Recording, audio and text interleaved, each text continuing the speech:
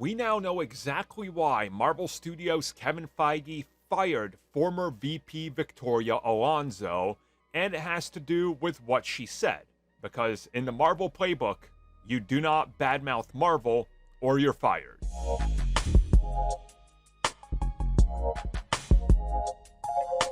So here is what happened. In early 2023, Victoria Alonso was still the head vice president of Marvel Studios, right up there with Kevin Feige and Luis D'Esposito. And they were very much working together in tandem, and she was overseeing the visual effects departments and all that. And from what we understand and what we heard previously was that she was caught up in a legal battle between LGBTQ plus representation, and some people were saying we can't put that in there. She was saying, well, we can put it here, but then if it's removed overseas, who cares? They're not going to see the movie anyway, which kind of turned out to be true. So she was right on that. Even though they removed stuff, it didn't really matter overseas. But it turns out that wasn't the complete story. This whole thing was really a butting of the heads then between Kevin Feige and Marvel Studios, because when she publicly started talking about the issues, about the whole LGBTQ plus removal and how Marvel Studios didn't want it, how they were being cowards, and that they were forcing her to remove it, Feige told her, you are not allowed to publicly speak out against the company. That's literally not a thing because you're a VP here. So keep your head down, keep doing your work, and don't talk about it.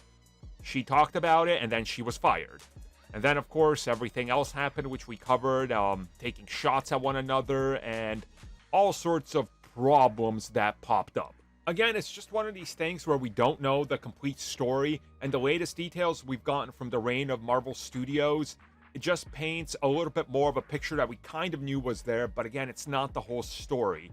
And we're not going to know the whole story, I don't think, really ever, because nobody's going to talk about it that was literally involved with it because they're forbidden to, and it's this whole legal thing. And it will be interesting to see what happens next.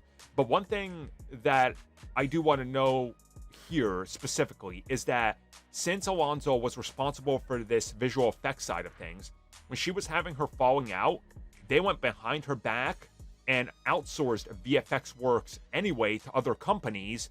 And that's why a lot of it has been lacking. Because in order to shut her down, they had to go behind her back and do this more or less in secret. So I guess you can fault some of the really bad CG and things that happened that seemed hastily thrown together on Kevin Feige and Marvel Studios for choosing to operate in this way instead of, well, how they've been operating.